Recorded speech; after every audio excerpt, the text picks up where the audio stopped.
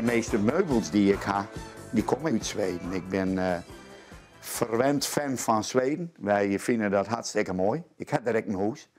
En daarom die liefde van Zweden en Scandinavisch design is daar een beetje voor het komen. Want als je daar komt op het platteland, daar leven de mensen echt nog 60, 70 jaren.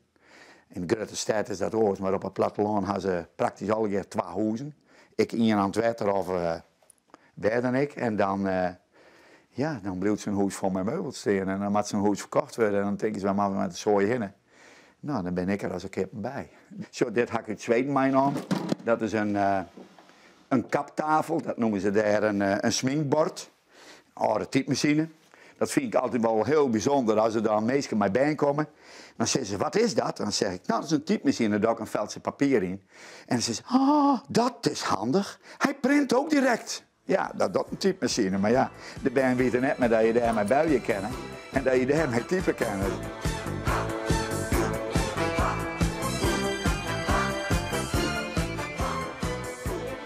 Dan heb ik nog wat, en dat zit die even zien letten, dat heb ik achter gediend gelezen heb, maar die heb ik in Zweden gekocht. Zo, dat is een kist uit de tijd dat de Titanic ook voer en ten ondergang. Dit is een kist van de Zweedse familie.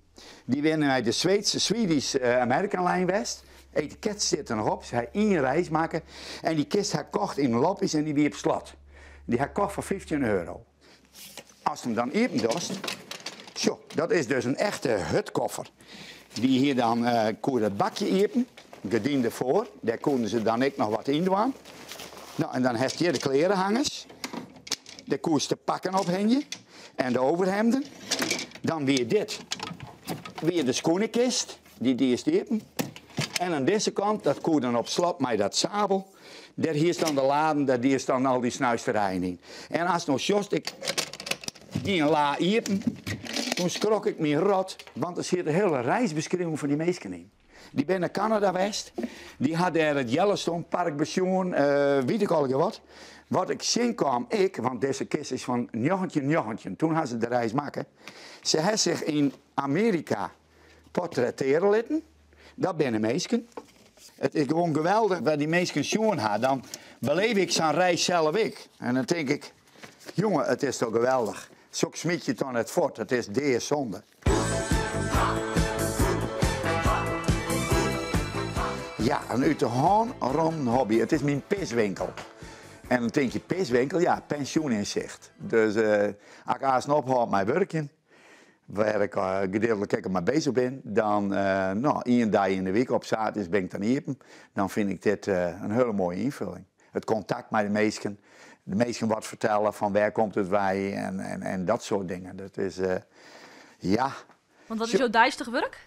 Ik ben restaurateur van boeken en papier. Dat is heel wat oors. Ja, maar dat had wel mijn oud hier te maken. Want ik bedoel, maar je grabbel je altijd in oude archieven om. En dat is hier ook zo. Soms dan haal ik een huis leeg. Want dan vraag je van, ja, hij gaat het bejaardentehuis in kerst even komen. Nou, dan is dat skatziekje.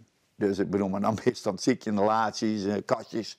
En dat is in principe mij dat ordewerk wat ik dus nog restaurateur van boeken en papier. Ik zei, er komt hele vreemde dingen.